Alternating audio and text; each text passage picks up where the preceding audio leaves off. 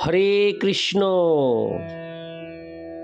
আজ 23শে ডিসেম্বর 2023 ও বাংলা 6ই পৌষ শনিবার 1430 মোক্ষদা একাদশী।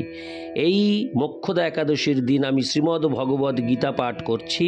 আজ আমি পাঠ করছি শ্রীমদ্ ভগবদ গীতার সপ্তদশ অধ্যায় শ্রদ্ধাত্রয় বিভাগ যোগের শ্লোক 17, 18, 19, 20, 21 ও 22।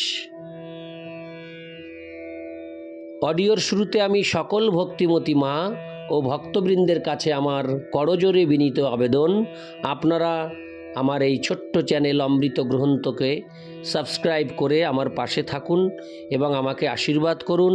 আমি যেন আপনাদের সব রকমের ধর্মগ্রন্থ পাঠ করে শোনাতে পারি।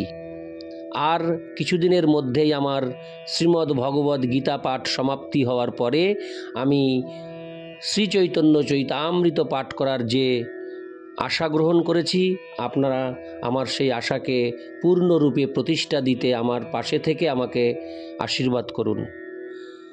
হরে কৃষ্ণ হরে কৃষ্ণ কৃষ্ণ কৃষ্ণ হরে হরে, হরে রাম হরে রাম রাম রাম হরে হরে। শ্লোক 17। শ্রদ্ধয়া পরয়া তপ্তং তপস্তৎ ত্রিবিধং নরৈ অফলাকাঙ্ক্ষীভির্যুক্তৈ সাত্ত্বিকং পরিচক্ষতে। অনুবাদ: ফলাকাঙ্ক্ষা রহিত মানুষের দ্বারা পরম শ্রদ্ধা সহকারে অনুষ্ঠিত ত্রিবিধ তপস্যাকে সাত্ত্বিক তপস্যা বলা হয়। ইতি শ্লোক 17। শ্লোক 18। সৎকারমান পূজার্থ তপোদম্ভেন চৈব যৎ ক্রিয়তে তদিহ প্রক্তং রাজসং চলম ধ্রুবম।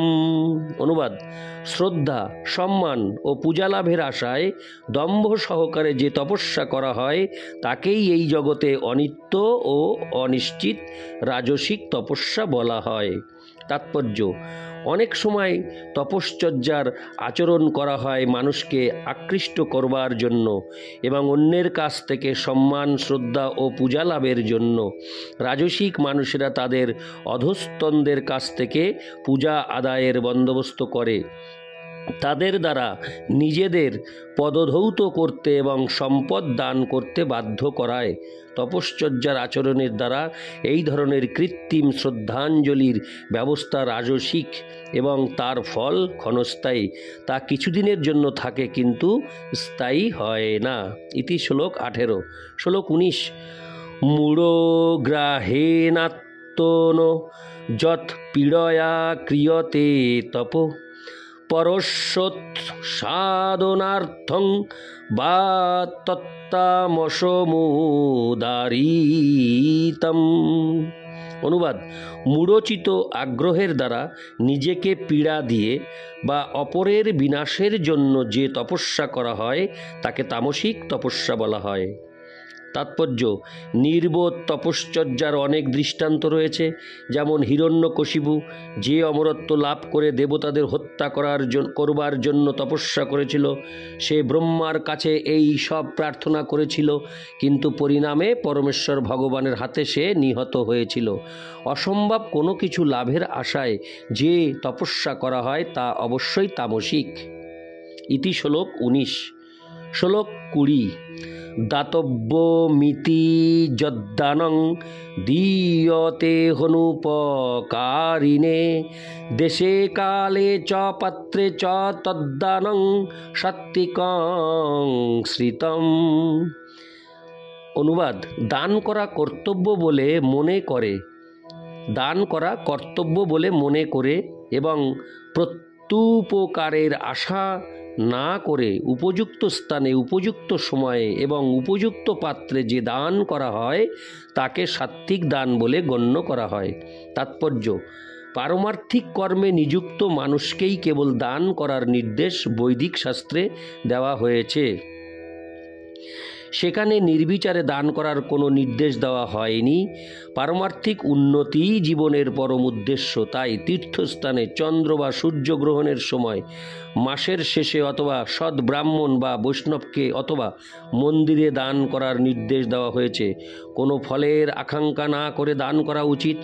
কখনো কখনো অনুকম্পার বশবর্তী হয়ে গরিবদের দান করা হয়, কিন্তু সেই গরিব লোকটি যদি দানের যোগ্য না হয় তাহলে সেই দানের ফলে কোনো পারমার্থিক উন্নতি সাধিত হয় না।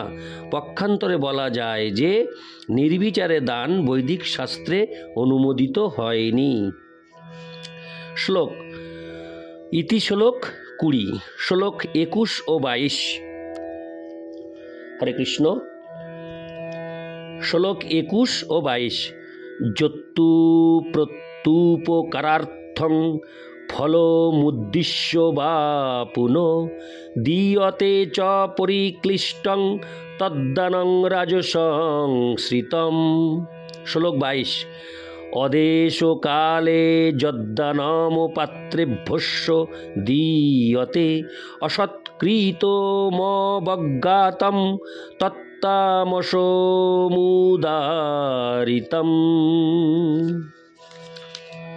অনুবাদ: যে দান প্রত্যুপকারের আশা করে অথবা ফল লাভের উদ্দেশ্যে এবং অনুতাপ সহকারে করা হয় সেই দানকে রাজসিক বলে গণ্য করা হয়। অশুচি স্থানে, অশুভ সময়ে, অযোগ্য পাত্রে, অনাদরে এবং অবজ্ঞা সহকারে যে দান করা হয় তাকে তামসিক দান বলা হয়। তাৎপর্য: কখনো কখনো স্বর্গলোকে উন্নীত হওয়ার জন্য দান করা হয়, কখনো আবার গভীর বিরক্তির সঙ্গে দান করা হয় এবং কখনো দান করার পরে অনুশোচনা হয় যে কেন আমি এভাবে এতগুলি টাকা নষ্ট করলাম। কখনো আবার ঊর্ধ্বতন কার ও অনুরোধে বাধ্য হয়ে দান করতে হয়। এই ধরনের দানগুলিকে রাজসিক বলে গণ্য করা হয়। অনেক দাতব্য প্রতিষ্ঠান আছে যারা ইন্দ্রিয় সুখ ভোগে লিপ্ত সংস্থাকে উপহার সামগ্রী দান করে থাকে। হরে কৃষ্ণ। এই ধরনের দানকে বৈদিক শাস্ত্রে অনুমোদন করা হয়নি। কেবলমাত্র সাত্ত্বিকভাবে দানের নির্দেশই বৈদিক শাস্ত্রে দেওয়া হয়েছে। নেশা করা বা জুয়া খেলার জন্য দান করতে এখানে উৎসাহিত করা হয়নি। এই ধরনের সমস্ত দান তামসিক। এই ধরনের দানের ফলে কোনো লাভ হয় না, উপরন্তু পাপকর্মে লিপ্ত সমস্ত মানুষগুলি প্রশ্রয় পায়। তেমনি কেউ যদি আবার অশ্রদ্ধার সঙ্গে এবং অবহেলাপূর্বক যোগ্য পাত্রেও দান করে তাহলে সেই দানকেও তামসিক বলে গণ্য করা হয়। ইতি শ্লোক 21 ও 22। নারায়ণ হে নারায়ণ ভবভয়হরণম নারায়ণ লক্ষ্মীকান্তম কমলনয়নম মঙ্গলচরণম নারায়ণ নারায়ণ হে নারায়ণ ভবভয়হরণম নারায়ণ।